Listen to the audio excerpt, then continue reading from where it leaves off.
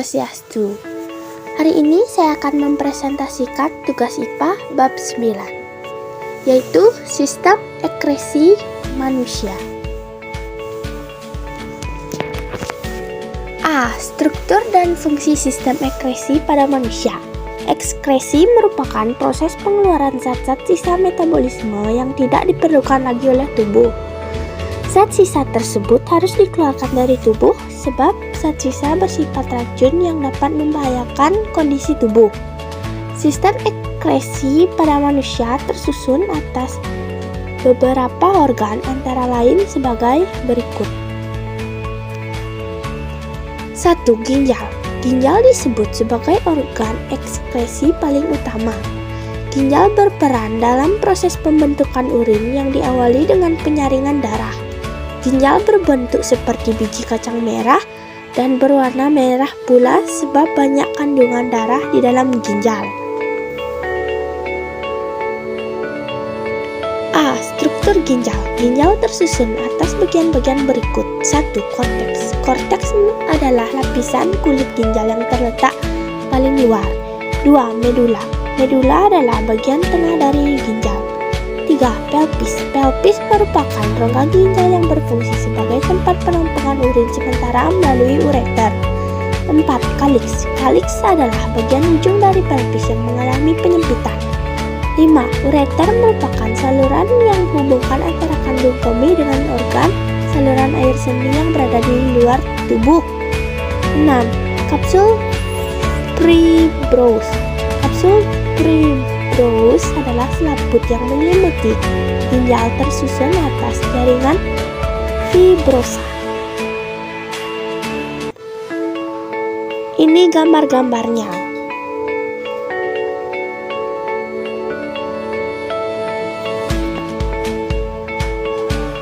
B. Proses pembentukan urin. Proses pembentukan urin melalui 3 tahapan, yakni 1. Filtrasi. Tahapan filtrasi merupakan proses pertama dalam pembentukan urin. Filtrasi adalah tahap penyaringan darah yang menghasilkan urin primer. 2. Reabsorpsi. Tahapan ini terjadi di tubulus proksimal. Urin primer akan masuk ke dalam tubulus proksimal dan mengalami proses penyerapan kembali zat-zat yang masih dibutuhkan oleh tubuh. 3. Augmentasi. Tahap augmentasi adalah tahapan penambahan zat-zat yang sudah tidak dibutuhkan oleh tubuh lagi.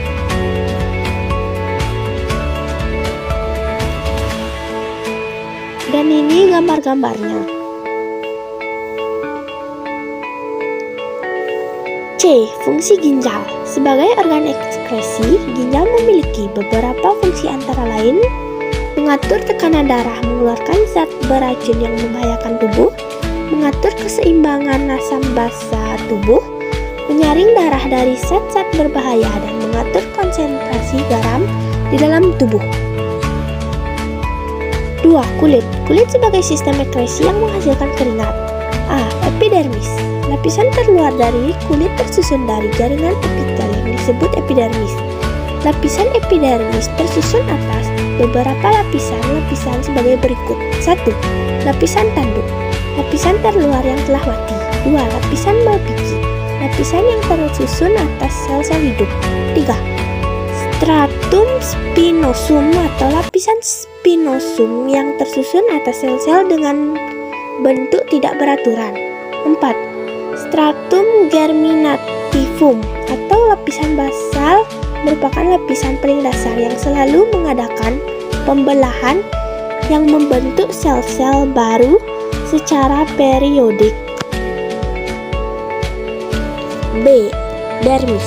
Lapisan yang terletak di bawah epidermis. 1. Pembuluh darah. 2. Ujung saraf indera. 3. Kelenjar keringat atau glandula. 4. Kantung rambut. 5. Kelenjar minyak. C. Hipodermis. Hipodermis atau jaringan ikat bawah kulit yang berada di bawah lapisan dermis. Di dalam hipodermis terdapat banyak jaringan lemak yang berfungsi sebagai cadangan energi. 3. Paru-paru. Paru-paru merupakan organ ekskresi sekaligus sebagai organ pernapasan. 4. Hati. Hati merupakan kelenjar pencernaan yang berfungsi pula sebagai organ ekskresi. B. Gangguan pada sistem ekskresi manusia dan upaya untuk mencegah atau menanggulanginya. 1. Nefritis. Nefritis merupakan kondisi di mana nefron atau glomerulus mengalami kerusakan akibat dari infeksi kuman bakteri dari golongan Streptococcus. 2. Batu ginjal. Seseorang dapat mengalami batu ginjal apabila di dalam rongga ginjal terbentuk adanya endapan garam kalsium yang membentuk struktur keras seperti batu-batu kecil.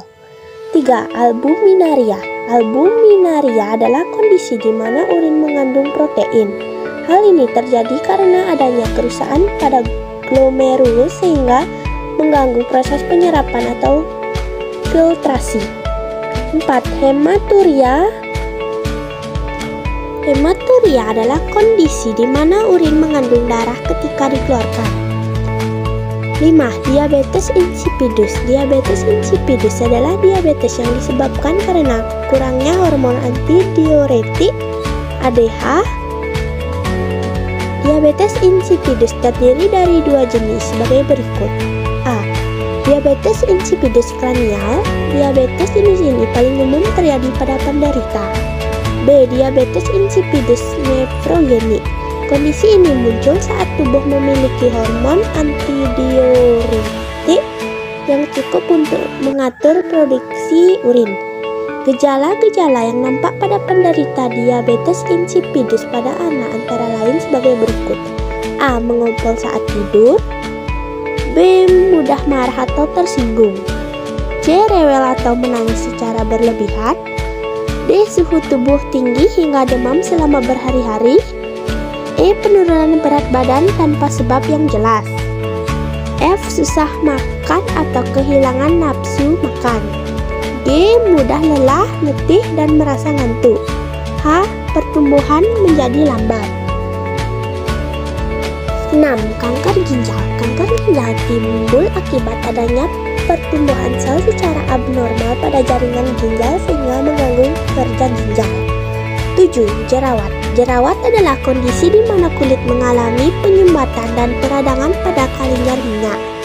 Jerawat dapat disebabkan karena berbagai hal, misalnya kurang menjaga kebersihan wajah, make up yang tidak sesuai dengan jenis wajah, hormon, bahkan keturunan.